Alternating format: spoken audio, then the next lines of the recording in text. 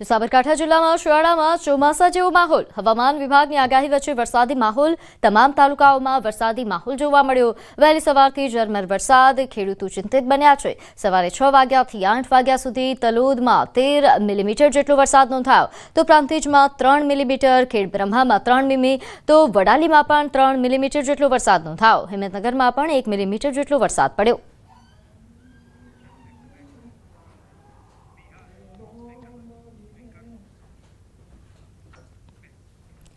આગળ વાત કરીએ બિહારના છપરામાં ચક્રવાત મોન્થાના કારણે પડેલા વરસાદને લઈને શહેરમાં વરસાદી પાણી ભરાયા. છપરામાં ગત દિવસમાં પડેલા ભારે વરસાદના કારણે શહેર પાણીથી ભરાઈ ગયું હતું. 1 અઠવાડિયાના પ્રયાસો બાદ શહેરમાંથી પાણી કાઢી નાખવામાં આવ્યું, પરંતુ હવે ચક્રવાત મોન્થાએ ફરી એકવાર આવી જ પરિસ્થિતિ ઊભી કરી છે. સવારથી શરૂ થયેલા ભારે વરસાદના કારણે શહેરના રહેણાંક વિસ્તારોમાં પાણી ભરાઈ ગયા છે. વરસાદના કારણે લોકો માટે રોજગાર ધંધા પર જવું મુશ્કેલ બન્યું.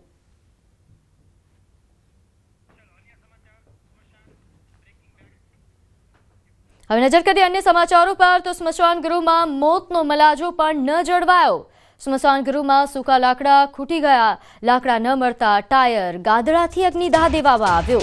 અમદાવાદના ઓઢવમાં હચમચાવી નાખતો બનાવ. ઓઢવ સ્મશાન ગૃહમાં મોતનો મલાજો ન જળવાયો. અમદાવાદ મ્યુનિસિપલ કોર્પોરેશનની માનવતા જાણે મરી પરવારી છે. અંતિમ વિધિ માટે ટાયરો અને ગોદડાનો ઉપયોગ કરવો પડ્યો. ઓઢવ સ્મશાન ગૃહમાં સૂકા લાકડા ખૂટી પડ્યા અને લાકડા ન મળતા ટાયરોથી અગ્નિદાહ આપવો પડ્યો. સ્વજનોની મજબૂરી. મૃતદેહને અગ્નિદાહ માટે ટાયર અને ગાદડાનો તેમણે ઉપયોગ કરવો પડ્યો. ઓઢવ સ્મશાન ગૃહમાં મૃતકની અંતિમ વિધિ માટે આવેલા સ્વજન હિતેશ માળીએ અમદાવાદ મ્યુનિસિપલ કોર્પોરેશન પર રોષ ઠાલવ્યો. ટાયર ગોદડાથી અગ્નિદાહ આપતા 4 કલાક જેટલો સમય અંતિમ વિધિ માટે થયો. લાકડા ન મળતા આખરે ટાયર અને ગોદડું રાખીને અંતિમ વિધિ કરવામાં આવી. તો ફરી જઈશું એકતાનગર. અહીં પ્રધાનમંત્રી નરેન્દ્ર મોદી જે લોકોનું અભિવાદન ઝીલી રહ્યા છે અને ખૂબ મોટી સંખ્યામાં આજે લોકો એકતાનગર ખાતે પહોંચ્યા છે. સરદાર વલ્લભભાઈ પટેલની જન્મ જયંતિની ઉજવણી માટે તમામ લોકો પહોંચ્યા છે. ત્યારે પ્રધાનમંત્રી નરેન્દ્ર મોદી કે જેમને લોકો તેમનું અભિવાદન ઝીલી રહ્યા છે, તો પ્રધાનમંત્રી નરેન્દ્ર મોદી પણ ખૂબ જ ઉત્સાહ સાથે લોકોનું અભિવાદન ઝીલી રહ્યા છે. આજે પ્રધાનમંત્રી નરેન્દ્ર મોદી દ્વારા એકતાનગર ખાતે સરદાર વલ્લભભાઈ પટેલની જન્મ જયંતિ નિમિત્તે ઉજવણીમાં તેઓ સહભાગી થયા. તેમણે આજે સરદારને નમન કરીને આ ઉજવણીની શરૂઆત કરી અને કેવડિયામાં પીએમ મોદી દ્વારા લોહ પુરુષ સરદાર પટેલને નમન બાદ એકતા પરેડ પણ તેમણે નિહાળી. ખૂબ જ ભવ્ય એકતા પરેડનું આયોજન થયું, જેમાં જે શરૂઆત જ્યારે એકતા પરેડની થઈ ત્યારે પ્રધાનમંત્રી નરેન્દ્ર મોદીને ગાર્ડ ઓફ ઓનર આપવામાં આવ્યું, જેનું નેતૃત્વ મહિલા અધિકારીઓએ કર્યું. અને તે બાદ પ્રધાનમંત્રી નરેન્દ્ર મોદીએ એકતાનો સંદેશ આપ્યો. એકતાનો શપથ એ તમામ લોકોને તેમણે લેવડાવ્યા અને આ શપથ ગ્રહણ કર્યા બાદ તમામ લોકોએ એકતા પરેડ નિહાળી. તો આજે લોખંડી પુરુષ સરદાર વલ્લભભાઈ પટેલની 150મી જન્મ જયંતિની દેશભરમાં ઉજવણી. આજે લોહ પુરુષ સરદાર વલ્લભભાઈ પટેલની જન્મ જયંતિ. દર 31 ઓક્ટોબરે એકતા દિવસની ઉજવણી કરાય છે. એકતા દિવસ નિમિત્તે રન ફોર યુનિટીનું આયોજન અમદાવાદ મ્યુનિસિપલ કોર્પોરેશન દ્વારા સરદાર પટેલની પ્રતિમા નારણપુરા ખાતે રન ફોર યુનિટીનું આયોજન કરાયું. સીએમ ભૂપેન્દ્ર પટેલના હસ્તે શરૂઆત કરવામાં આવી. મુખ્યમંત્રીએ સંબોધન કરતા જણાવ્યું કે રન ફોર યુનિટી દેશને એકતાથી જોડશે તેમજ સૌને સ્વદેશી સાથે જોડવા અપીલ કરી. તો મુખ્યમંત્રી રન ફોર યુનિટીના આયોજન દરમિયાન ઉપસ્થિત રહ્યા. નોંધે છે કે આજે લોહ પુરુષ સરદાર વલ્લભભાઈ પટેલની જન્મ જયંતિ, જેને આપણે રાષ્ટ્રીય એકતા દિવસ તરીકે ઉજવીએ છીએ, તે દિવસ દરમિયાન રાજ્યભરમાં દેશભરમાં રન ફોર યુનિટી માટે આયોજન થતું હોય છે. ત્યારે અમદાવાદમાં પણ વિશેષ આયોજન કરવામાં આવ્યું, જેમાં મુખ્યમંત્રી ભૂપેન્દ્ર પટેલ દ્વારા રન ફોર યુનિટી કે જેનો પ્રારંભ કરાવવામાં આવ્યો. ત્યારે મુખ્યમંત્રી ભૂપેન્દ્ર પટેલ કે જેમણે એકતાના શપથ પણ સૌ પાસે લેવડાવ્યા અને એ બાદ રન ફોર યુનિટી કે જેમને દેશને એકતાથી જોડશે તેવો વિશ્વાસ વ્યક્ત કર્યો. તેમણે કહ્યું કે સૌને સ્વદેશી સાથે જોડવા માટે પણ તેમણે અપીલ કરી. તો નારણપુરા ખાતે રન ફોર યુનિટીનું વિશેષ આયોજન, ખૂબ મોટી સંખ્યામાં રન ફોર યુનિટીમાં લોકો જોડાયા. સરદાર સાહેબને આદરપૂર્વક યાદ કરીને આપણે સૌ પ્રતિજ્ઞા લઈએ કે જ્યાં હોઈએ ત્યાંથી દેશની એકતાનો અખંડિતતાનો સંદેશ આત્મસાત કરીશું. વિકસિત ભારત 2047 સૌ એક બનીને સાકાર કરીશું. તો આજે સરદાર પટેલની 150મી જન્મજયંતિ નિમિત્તે ગાંધીનગર સેન્ટ્રલ વિસ્ટાથી રન ફોર યુનિટીનું આયોજન કરાયું, જેનું નાયબ મુખ્યમંત્રી હર્ષ સંઘવીએ પ્રસ્થાન કરાવ્યું. સરદાર પટેલના સેવા સમર્પણ એકતાનો સંદેશ આપ્યો. ગાંધીનગર મહાનગરપાલિકા અને જિલ્લા વહીવટીતંત્ર દ્વારા આયોજન કરવામાં આવ્યું. તો સેન્ટ્રલ વિસ્ટાથી રન ફોર યુનિટીનું આયોજન થયું, જેમાં ખૂબ મોટી સંખ્યામાં ગાંધીનગરવાસીઓ સહભાગી થયા. નાયબ મુખ્યમંત્રી હર્ષ સંઘવીએ પ્રસ્થાન કરાવ્યું. તેઓ પણ રન ફોર યુનિટી ના આયોજન દરમિયાન સહભાગી થયા. તેમને પણ તમામ લોકો સાથે આ સ્પર્ધામાં તેઓ જોડાયા અને રન ફોર યુનિટી માટે દોડ્યા. સેન્ટ્રલ વિસ્ટાથી રન ફોર યુનિટીનું આયોજન, જેનું પ્રસ્થાન નાયબ મુખ્યમંત્રી હર્ષ સંઘવી દ્વારા કરાવવામાં આવ્યું. નોંધનીય છે કે રાજ્યભરમાં આ પ્રકારનું આયોજન થઈ રહ્યું છે, ખાસ કરીને ગાંધીનગરમાં તેનું વિશેષ આયોજન.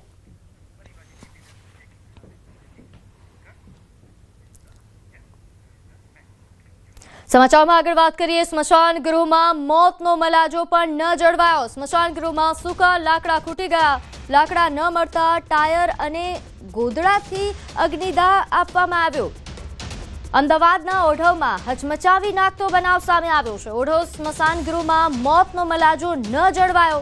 અમદાવાદ મ્યુનિસિપલ કોર્પોરેશનની માનવતા જાણે મરી પરવારી છે. અંતિમ વિધિ માટે ટાયરો અને ગોદડાઓનો ઉપયોગ કરવો પડ્યો. ઓઢવ સ્મશાન ગૃહમાં સૂકા લાકડા ખૂટી પડ્યા હતા, જેના કારણે આ પ્રકારે અગ્નિદાહ આપવામાં આવ્યો. સ્વજનોની મજબૂરી રહી અને તેમને મૃતદેહને અગ્નિદાહ માટે ટાયર અને ગોદડાનો ઉપયોગ કરવો પડ્યો. ઓઢવ સ્મશાન ગૃહના દ્રશ્યો છે, જ્યાં મૃતકની અંતિમ વિધિ માટે આવેલા સ્વજન હિતેશ માળીએ અમદાવાદ મ્યુનિસિપલ કોર્પોરેશન પર રોષ ઠાલવ્યો. ટાયર અને ગોદડાથી અગ્નિદાહ આપતા 4 કલાક જેટલો સમય અંતિમ વિધિ માટે થયો. લાકડા ન મળતા આખરે ટાયર અને ગોદડું નાખીને અંતિમ વિધિ કરાઈ. પરિવારજનોએ અમદાવાદ મ્યુનિસિપલ કોર્પોરેશનના CCRSમાં પણ ફરિયાદ કરી છે. તો આ દ્રશ્યો છે અમદાવાદ મ્યુનિસિપલ કોર્પોરેશન, કે જેની માનવતા જાણે મરી પરવારી છે. અહીં મોતનો મલાજો પણ નથી જળવાતો તેવા પ્રકારના દ્રશ્યો. નોંધે છે કે શું અમદાવાદ મ્યુનિસિપલ કોર્પોરેશનના સત્તાધીશો આ મામલે જવાબ આપશે? સ્મશાન ગૃહમાં કે જ્યાં લાકડા ખૂટી પડે એ ખૂબ મોટી બેદરકારી, ખૂબ મોટી ગંભીર બેદરકારી કહી શકાય. નોંધે છે કે ઓઢવ ખાતે આ પ્રકારની ઘટના બની. તો આ દ્રશ્યો આપ જોઈ રહ્યા છો. સ્વજનોની મજબૂરી કે તેમણે ટાયર અને ગોદડા નાખીને અંતિમ વિધિ એ પૂર્ણ કરવી પડી. અહીં ઓઢવ સ્મશાન ગૃહમાં મૃતકની અંતિમ વિધિ કરવા માટે સ્વજનોએ આ પ્રકારનો ઉપયોગ કર્યો.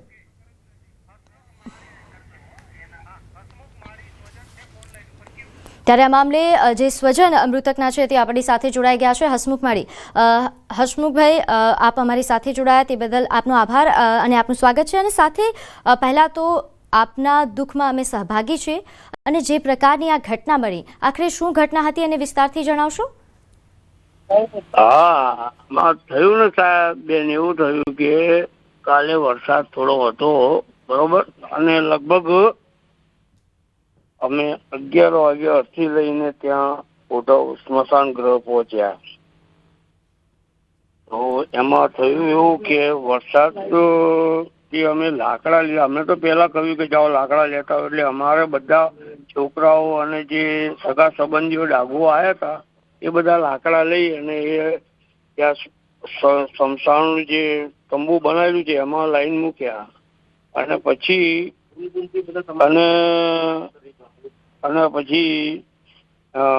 લાકડા જોઈએ તો એકદમ ભીના બહાર પડેલા. ગોડાઉન આખું ખાલી, ગોડાઉનમાં કોઈ લાકડું નતું, લાકડા બધા બહાર હતા બેન. હલો જી હસમુખભાઈ, જે રીતે આપે જણાવ્યું કે બધા લાકડા બહાર હતા, સ્મશાન ગૃહ તરફથી કોઈ વ્યવસ્થા જ ન કરવામાં આવી તમારા માટે? ના બેન, કોઈ વ્યવસ્થા નહીં. લાકડા અમે જાતે જ લાયા છે બેન, જાતે જ લાકડા લાયા છે. શું જે ડાઘુ હતો, જે બાળનારો હતો, જે શું એને કહ્યું કે આ લાકડા આ જ છે અને અમારે લીલા લાકડા જ આવે છે, સૂકા લાકડા નથી આવતા. શું અને બેન શું છે કે ત્યાંથી જ બધું અમુક વસ્તુ ત્યાંથી જ મળે છે, મોરસ કો ઘી કો બધું ત્યાંથી જ મળે છે. એટલે અમારે પૈસા ખર્ચીને એટલે શું કે એ લાસ્ટ લગભગ 4-4.5 કલાક લાગ્યા બેન. શું અને તો એનો બાજુની જે અરસી હતી ને એમાં ટાયરો 7 થી 8 ટાયર રિક્ષા ભરીને પોતે જેના ઘરમાં માણસ મરણ પામ્યું એ જઈને ટાયરો લઈને આવ્યા અને પછી એ લાશને બોડીને એ લોકોએ અગ્નિદાહ આપ્યો અને પછી એમના ફૂલ લઈ ગયા કારણ કે એ બોડી સળગતી જ હતી. શું અને બેન તકલીફ પડી છે, મૂળ અમને પડી, અમારા સગા સંબંધીઓને પડી છે, બધાને તકલીફ પડી છે. અમારા ઘરે જે હતા શું 5 વાગે અમે 5:30 વાગે તો અમે ઘેર આવ્યા છીએ બેન. અમે શું ભૂખ્યા ને તરસ્યા? અમે તો ઠીક છે, અમારા ઘરમાં મોત થઈ ગયું છે બરોબર છે, પણ બીજા બી જે સગા સંબંધીઓ હતા એ લોકોને બી શું છે થોડું બહુ વેઠવાનું આવ્યું. એટલે આ થોડું શરમજનક કહેવાય અને મોતનો મલાજો બી ના ચડ્યો. નિંદનીય કહી શકાય. હસમુખભાઈ, સત્તાધીશો પાસેથી આપ કેવા જવાબની ઈચ્છા રાખો છો? શું આપે ફરિયાદ કરી છે? હા, ફરિયાદ તો કરવી પડે ને બેન. આજે ત્યાં રિસ્પોન્સિબલ કોઈ જવાબ ના આપે અમને, એટલે અમને આમ લાગી આવ્યું કે આટલું કરીએ આ છેલ્લી અંતિમ ધામ કહેવાય છે. માણસ મરે તો એને સંતોષ નથી મળતો બેન. તો હવે આનાથી વધારે શું શરમજનક કહેવાય? શું આ બધા એસીઓ ઓફિસોમાં બધે ચેમ્બરોમાં બેસી અને મોટી મોટી વાતો કરે છે, નકામું કહે. અમે તો રિયાલિટી, મારા ઘરમાં તો મોત થઈ છે બેન. બિલકુલ, મારા ઘરમાં મોત થઈ છે બેન. આપનું દુઃખ અમે સમજી શકીએ છીએ. હસમુખભાઈ, કેટલો સમય થયો ફરિયાદ કર્યાને? શું કોઈ જવાબ મળ્યો? ફરિયાદ કાલે કરી છે બેન. કાલે જ અમારે ત્યાં સમસાણ ગયા ને કાલે જ ફરિયાદ કરી છે બેન. એટલે આટલો સમય વીતી જવા છતાં તમને કોઈ જવાબ નથી મળ્યો? નહીં, નથી મળ્યો બેન. જવાબ બી નથી મળ્યો, કશું નહીં. અમારો જવાબ નથી જતો. હવે શું છે, જે બી આવે ને એ લોકો નેક્સ્ટ ટાઈમ એમને તકલીફ ના પડે અને એમને આજે પૈસા આપવા છતાં બી આજે કોર્પોરેશન આટલું પ્રોવાઈડ ના કરી શકતી હોય તો એમને ખરેખર બહુ આનાથી વધારે શું નિંદનીય કહેવાય બેન. હું તમને શું કહું, હવે આ છેલ્લી અંતિમ ધામ કહેવાય કે જેને બધાને ત્યાં જવાનું છે. શું અમીર હોય કે ગરીબ બધાને ત્યાં જવાનું છે, પણ બીજાઓને તકલીફ ના પડે. આખા અમદાવાદમાં જોડાવાનું છે બેન. અમદાવાદમાં ક્યાં ક્યાં પ્રોબ્લેમ છે, શું ક્યાં શું છે, બધું આ નાની વાતો નથી, આ મોટી વાત છે, પાયાની વાત છે, ખૂબ મોટી વાત છે અને ખૂબ નિંદનીય બાબત છે. તમારા પરિવાર પર શું વીતી હશે સૌ કોઈ સમજી શકે છે, પરંતુ અમદાવાદ મ્યુનિસિપલ કોર્પોરેશન કે જેમની જવાબદારી બનતી હતી આ મોતનું મલાજુ જાળવવાની, એ જાળવી નથી શક્યા. તેમની નિંદા કરવી જ પડે અને આ સત્તાધીશો પાસેથી આપણે જવાબ પણ મેળવીને જ રહીશું. આ ઉપરાંત હસમુખભાઈ, વિસ્તારના કોઈ આગેવાન શું આ મામલે આગળ આવ્યા છે? આગેવાનો દ્વારા કોઈ પ્રયત્ન કરવામાં આવ્યો તમારા વિસ્તારમાંથી? આગેવાનમાં મને મારા મામાના છોકરાએ મને કહ્યું કે એક ભાઈનો ફોન આવ્યો હતો કે આ તમારી ફરિયાદ પાછી ખેંચી લો. પણ બેન હવે પાછી કેવી રીતે ખેંચી આવે? કારણ કે જે હકીકત મારા સગા સંબંધીઓ મારા ઘરના વેઠ્યું છે, શું ફરિયાદ તો પાછી ખેંચવામાં ના આવે ને બેન? ના જ આવે, બિલકુલ. હવે એવું ખોટું થોડું અમે કર્યું છે. આ રિયાલિટી છે, પેપર વિડીયો છે અમારી પાસે કે અમે કેવી રીતે લાશને બોડીને પેલું પંચમહાલ ભૂતિમાં વિલીન કરી છે. શું એ લોકો ફૂલ બી નથી આપતા? અમારે ફૂલ બી નીકાળવા પડે છે બેન. જે એના હાડકા અસ્થિ વિસર્જન હોય છે ને એ બી અમારા જાતે અમે લોકોએ લીધા છે બેન. બિલકુલ, આ ખૂબ જ ગંભીર ઘટના છે. બિલકુલ. આ સાથે જે રીતે આપણે જણાવ્યું કે ફરિયાદ પાછી લેવા માટે પણ તમને ફોન આવી રહ્યા છે, આ પણ ખૂબ મોટી નિંદાની વાત કહી શકાય. આપ એ જણાવી શકો કે કોના દ્વારા આ ફોન કરાવવામાં આવ્યો? કોણે આ પ્રકારની તમને વાત કરી કે તમે ફરિયાદ પાછી લઈ લો? બેન, અત્યારે અમે બધા બેસવામાં બીજી છીએ બેન. અમને કોઈ જાતનું કઈ ભાન નથી કારણ કે અમારા ઘરમાં મોત થઈ છે બેન. એટલે અમને બીજું કઈ ઉઠતું નથી બેન. શું બસ એટલે આટલું કહું છું. પણ આ મોટી મહત્વની ફરિયાદ માનજો અને આ ખરેખર આ શરમજનક બાબત કહેવાય. શું ઓઢવ વિસ્તારની અંદર છે સ્મશાન ગૃહ અને અમદાવાદના બધા સ્મશાન ગૃહની વિઝિટ લો. શું રિયાલિટી ચેક કરો તો આ બધા આ લોકોના દલાલ કોન્ટ્રાક્ટરોના ભાંડાફોડ બધું બહાર આવે બેન. શું હા બેન? બિલકુલ, બિલકુલ. બિલકુલ હસમુખભાઈ, અમે આપની પીડા સમજી શકીએ છીએ, આપનું દુઃખ સમજી શકીએ છીએ, કારણ કે જે આ પરિસ્થિતિ હતી આપના માટે પણ ખૂબ જ કપરી રહી હશે. અને સત્તાધીશો પાસેથી આપ જવાબ મેળવવાની આશા રાખો છો અને સાથે આ પ્રકારની ઘટના હવે બીજા કોઈ વ્યક્તિ સાથે ન બને એના માટે તકેદારી રાખવાની આપની આશા છે, તે પણ સરાહનીય છે. અને આપના વતી અમે પણ સત્તાધીશો પાસેથી જવાબ મેળવવા માટે પ્રયત્ન કરી રહ્યા છીએ. સત્તાધીશો કે જેમની આ ખૂબ જ ગંભીર બેદરકારી કહી શકાય, કે જેઓ મોતનો પણ મલાજો નથી જાળવી શક્યા. બસ આ છેલ્લી કક્ષાનું છે બેન. શું હું મારા ભાઈ રમેશભાઈ માલીએ ફરિયાદ કરી હતી. હું તો મારી પાસે ફોન હતો એટલે એમને આપ્યો હતો, કારણ કે એમનો ફોન વરસાદના હિસાબે પલળી ગયો હતો. શું એટલે હા રમેશભાઈ માલી છે ને એમને ફરિયાદ કરી હતી. ફોન મેં આપ્યો હતો એમને. એટલે આ રિયાલિટી છે ને, વિડીયો બી છે, એના ફૂટેજ બી છે બેન. હા જી બિલકુલ જી બિલકુલ. હસમુખભાઈ આભાર અમારી સાથે જોડાવા બદલ. તો હાલ જે રીતે હસમુખભાઈએ પોતાની વ્યથા જણાવી કે તેમના ઘરે જ્યારે સ્વજનનું મૃત, આ સમગ્ર મામલે વધુ વિગત સાથે મારી સાથે સંવાદદાતા પ્રણવ પટેલ પણ જોડાઈ ગયા છે. પ્રણવ, અમદાવાદ મ્યુનિસિપલ કોર્પોરેશનની બેદરકારીઓની ઘટનાઓ તો આપણે ઘણી જોઈ છે, પરંતુ આટલી મોટી બેદરકારી, આટલી નિંદનીય ઘટના જે અમદાવાદમાં બની છે, અમદાવાદ મ્યુનિસિપલ કોર્પોરેશનના સત્તાધીશો પાસેથી શું આપે જવાબ મેળવવાનો પ્રયત્ન કર્યો? પ્રીતિ, ચોક્કસ એ કહી શકાય કે માનવતા મરવાડી પડી છે, કારણ કે મોતનો મલાજો પણ કદાચ મહાનગરપાલિકા જાળવી નથી શકી. તે પ્રકારના દ્રશ્યો આજે સામે આવ્યા છે. જે રીતે આ માળી પરિવારને જે કડવો અનુભવ થયો છે, જે અંતિમ વિધિ જે કહેવાય છે કે જીવનની અંદર સૌથી છેલ્લું જે વાદાન હોય છે તે અંતિમ વિધિ હોય છે, તે પણ કદાચ સુખ શાંતિથી નથી કરવા દેતી આ મહાનગરપાલિકા. તે પ્રકારના દ્રશ્યો આજે અહીં જોવા મળી રહ્યા છે. જે રીતે દ્રશ્યોમાં પણ જોવા મળી રહ્યું છે કે પરિવારજનોએ ટાયર લઈને અહીંયા પહોંચવું પડી રહ્યું છે, અને ટાયરના માધ્યમથી પણ અહીં જે પરિવારજનોએ જે આક્ષેપ લગાડ્યો કે બાજુના જગ્યાએથી 5 થી 7 ટાયર લાવવા પડી રહ્યા હતા. ત્યારબાદ આ જે મૃતદેહ છે તેને અંતિમ વિધિ છે તે કરવામાં આવી હતી.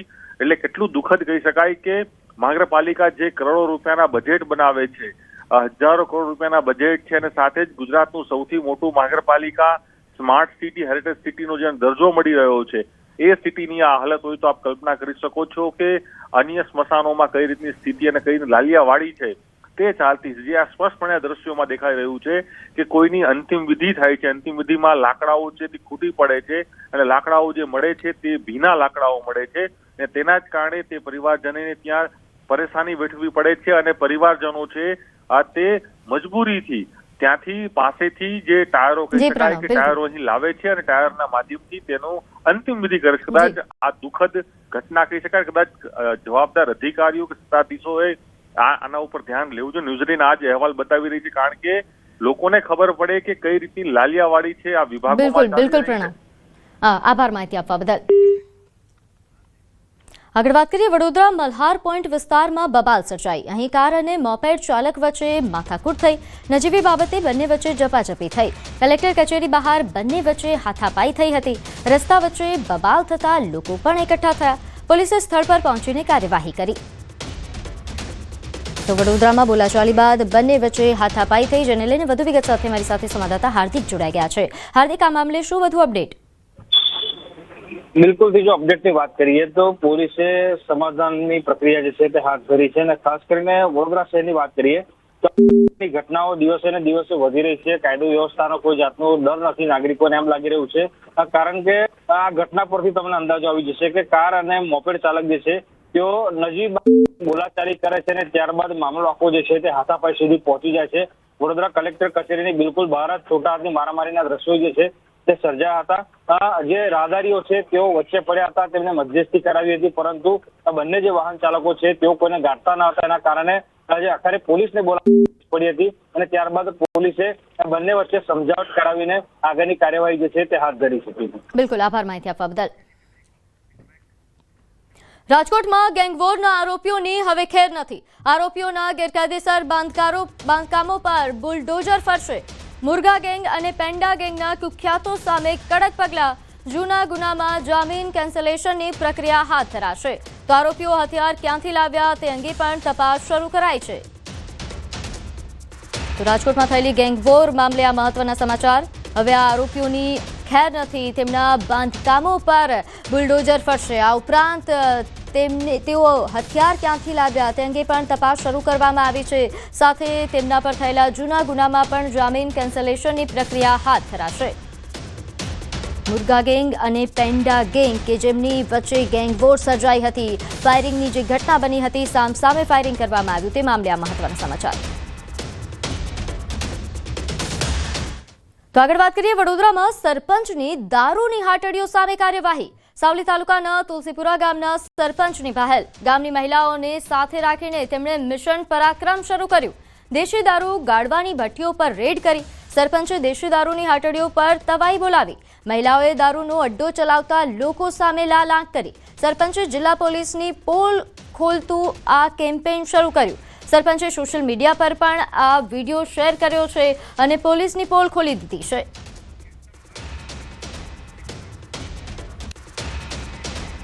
આપણે લાઈવ આગળથી ભઠ્ઠી પર આ દારૂ ગરાતો હતો અને તે આપણે બતાવ્યું છે. આ બધી જ બહેનોએ આ દારૂ છે ને બનાવેલો છે. જુઓ તમને કહું, અને આ પણ બેન બોગીનું છે ને બરાબર કચકી કાઢશે, કંટાળી ગયા છે બહેનો. આ રીતના ગુજરાતના દરેક લોકો જો કરશે ગામડાવાળા, તો બહેનો તમારે ચિંતા કરવાની જરૂર નહીં. તમારો ભાઈ બેઠો છે, મને સપોર્ટ કરજો કે તમારે ગામની અંદર ખાલી તમે જો તૈયાર હોય તો આપણે ભલે ભલે બુટલેગર છે તેને પણ બંધ કરાવી દઈશું. તો આ સામે ભઠ્ઠી હતી, સામે બતાવો. અને આ બેન જો આર્ય ભાઈ, આ ભાઈ આવો એક મિનિટ. આ ભાઈ તમે ગારો છો દારૂ? ત્યારે આ મામલે વધુ વિગત સાથે મારી સાથે સંવાદદાતા હાર્દિક જોડાઈ ગયા છે. હાર્દિક, આજે સરપંચ કે જેમણે દારૂની હાટડીઓ સામે તવાઈ બોલાવી છે, તેમના વિશે વિગત આપશો, અને સાથે સાથે અહીં પોલીસની કામગીરી પર ઘણા સવાલો ઉઠી રહ્યા છે. બિલકુલથી જો આ સરપંચની આ જે પહેલ છે એ જોઈને ખરેખર તો જિલ્લા પોલીસના જે બાહોશ અને જાબાઝ કહેવાતા જે અધિકારીઓ છે તેમને ઢાંકણીમાં પાણી લઈને ડૂબી મરવું જોઈએ. કારણ કે તમે એક અંદાજો લગાવો કે સાવલી તાલુકામાં કઈ હદે દેશી દારૂની હાટડીઓ ચાલતી હશે કે સરપંચની સાથે સાથે જે ગામની મહિલાઓ તેમને આખરે પોલીસનું કામ કરવું પડ્યું છે. ખરેખર આ સમાજ માટે અને પોલીસ વિભાગ માટે ખૂબ જ શરમજનક ઘટના કહી શકાય. સરપંચે સોશિયલ મીડિયામાં કેમ્પેન શરૂ કર્યું છે અને કેમ્પેન થકી જે નાગરિકો છે તેમને જાગૃત કરવાનો, ઉજાગર કરવાનો પ્રયત્ન જે છે તે સરપંચ કરી રહ્યા છે.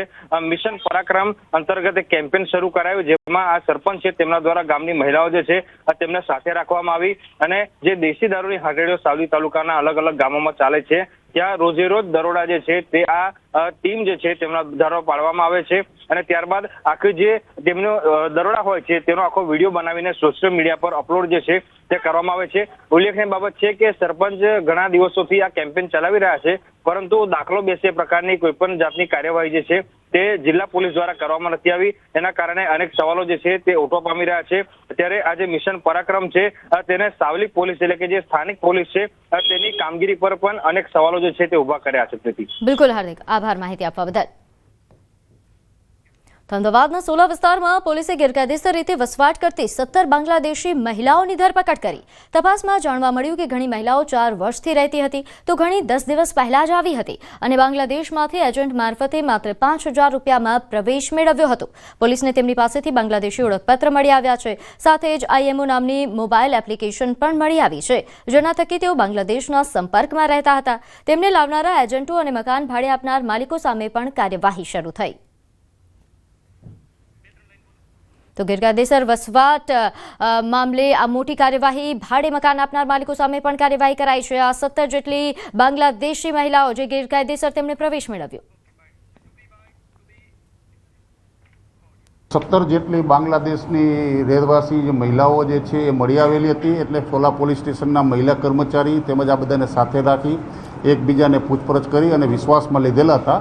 તો આમની પાસેથી પૂછપરછ દરમિયાન બાંગ્લાદેશની અંદર પોતાના ઓળખ કાર્ડના દસ્તાવેજી માહિતી મળી આવેલી હતી અને એવી હકીકત પણ જણાયેલી હતી કે જે આશરે 10 દિવસથી અમુક આવેલા હતા, તેમજ અમુક જે છે એક વ્યક્તિ તો 4 વર્ષથી અહીંયા અમદાવાદ શહેરની અંદર ગેરકાયદેસર રહેતા હોવાની હકીકત જાણવા મળેલી. અને આ એક સોશિયલ મીડિયાની એક ઇમો એપ્લિકેશન જે ખાસ કરીને આપણે બાંગ્લાદેશની અંદર વધારે પ્રચલિત છે, એના દ્વારા આ બધા એકબીજાના સંપર્કમાં રહી અને માહિતીની આપ લે કરેલ હોવાની એવી પ્રાથમિક દ્રષ્ટિએ હકીકત મળી આવેલી હતી.